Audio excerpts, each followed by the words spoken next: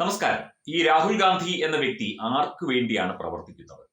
സകലമാന ഭീകരവാദികളും സകലമാന രാജ്യവിരുദ്ധരും രാജ്യദ്രോഹികളും രാജ്യത്തിന് എതിരെ നിൽക്കുന്നവരും രാജ്യത്തെ ഒറ്റുകൊടുക്കാൻ ശ്രമിക്കുന്നവരും ഒക്കെ തന്നെ ഇയാളുടെ പിന്നാലെയാണ്. ഇയാളുടെ ഒരു വേണ്ടപ്പെട്ട ആളുകളായിട്ടാണ് ഇവരെയൊക്കെ കണക്കാക്കുന്നത്. അപ്പോൾ ഇയാൾ ആരാണ് ശരിക്കും?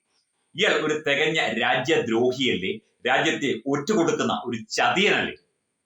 ഇയാൾ ഒരു ചാര ഏജന്റ് അല്ലേ? തുടങ്ങിയ കാര്യങ്ങൾ കഴിഞ്ഞ കുറച്ച് ദിവസങ്ങളായി ചർച്ചയിലുണ്ട്. ഇയാൾ ഈ നടത്തിയ പ്രസ്താവനകളും ഇയാളുടെ പല കാര്യങ്ങളും ഇയാളുടെ പല പ്രവൃത്തികളും കാര്യങ്ങളുമായി ബന്ധപ്പെട്ട ചർച്ചകൾ ധാരാളമായി നടക്കുന്നുണ്ട്.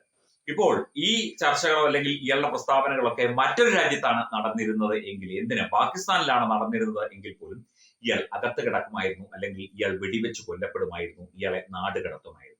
ഇന്ത്യയിലായതുകൊണ്ടല്ലേ ഇയാളെ ഇന്ത്യൻ നാഷണൽ കോൺഗ്രസ് എന്ന രാഷ്ട്രീയ പാർട്ടിയുടെ പേരും പറഞ്ഞ് ജനങ്ങളെ വഞ്ചിച്ച് ജനങ്ങളെ പറ്റിച്ച് രാജ്യദ്രോഹം വിതരണം ചെയ്ത് മതഭീകരവാദികളുമായി കൂട്ടുകൂടി നടക്കുന്നത് എന്ന് സ്വാഭാവികമായി ആരും സംശയിച്ചു പോകും.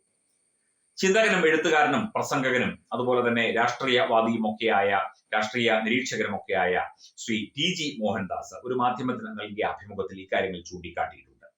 അതായത് ഇത് മറ്റൊരു രാജ്യത്താണ് രാഹുൽ ഗാന്ധി ഇത്തരം തോന്നിയാസങ്ങളും ചെറ്റത്തരങ്ങളും രാജ്യദ്രോഹ പ്രവർത്തികളും നടത്തിയതെങ്കിൽ അയാളുടെ സ്ഥിതി എന്താകുമായിരുന്നു, അയാളുടെ അവസ്ഥയും അയാളുടെ പാർട്ടിയുടെയും അയാളുടെ കുടുംബത്തിന്റെയും ഒക്കെ അവസ്ഥ എന്താകുമായിരുന്നു എന്ന് TG ചൂണ്ടിക്കാട്ടുന്നുണ്ട്.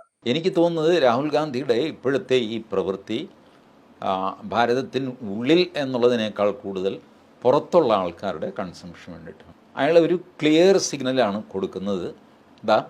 ഇവർ കുറച്ച് പേര് നിങ്ങളുടെ അടുത്ത് വന്ന് വേണ്ടാതിനൊക്കെ പറയും കേട്ടോ, ഇവർക്ക് എൻ്റെ അടുത്ത് പോലും എൻ്റെ ചോദ്യങ്ങൾക്ക് ഉത്തരം തരാൻ പ്രാപ്തിയില്ലാത്തവരാണ് നിങ്ങളുടെ അടുത്തേക്ക് വരുന്നത് എന്നൊരു മെസ്സേജാണ് കൊടുക്കുന്നത്. സംശുദ്ധമായ രാജ്യദ്രോഹം. മറ്റേതെങ്കിലും രാജ്യത്താണെങ്കിൽ ഈ മനുഷ്യനെ പിടിച്ചകത്തിടും ഇതുപോലെ സംസാരിക്കും. ഇവിടെ കുറെ സഹിഷ്ണുത ഉള്ള കുറെ ആളുകളുണ്ട്. മതസഹിഷ്ണുത, ജാതി സഹിഷ്ണുത, രാഷ്ട്രീയ സഹിഷ്ണുത ഒക്കെ തന്നെ.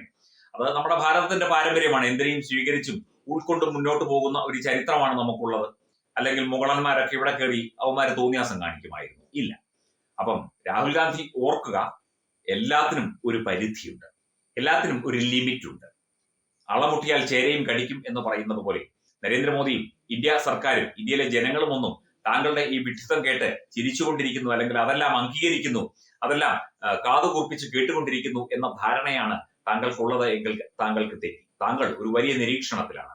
താങ്കൾ ചെയ്യുന്ന ഓരോ കാര്യങ്ങളും, താങ്കൾ കുളിക്കുമ്പോഴും പല്ല് തേക്കുമ്പോഴും താങ്കൾ യാത്ര ചെയ്യുമ്പോഴും താങ്കൾ എവിടെ ഇരുന്ന് എന്തിന് പാർലമെന്റിൽ ഇരുന്ന് ഉറങ്ങുമ്പോഴും താങ്കളെ നിരീക്ഷിക്കാൻ ഇവിടെ ആളുകൾ ഉണ്ട്, അതിന് അധികാരപ്പെട്ടവർ ഉണ്ട്. താങ്കൾ ഒരു പരിധി കഴിഞ്ഞ് വായിട്ടലയ്ക്കുകയോ ബാക്കി തോന്നിയാസങ്ങൾ കാണിക്കുകയോ ചെയ്താൽ പിന്നീട് അയ്യോ എന്നെ കൊല്ലുന്നേ അല്ലെങ്കിൽ എന്നെ അറസ്റ്റ് ചെയ്തേ എന്ന് പറഞ്ഞ് ഇരവാദം മുഴക്കിയിട്ട് കാര്യമൊന്നുമില്ല, വിവരമറിയും.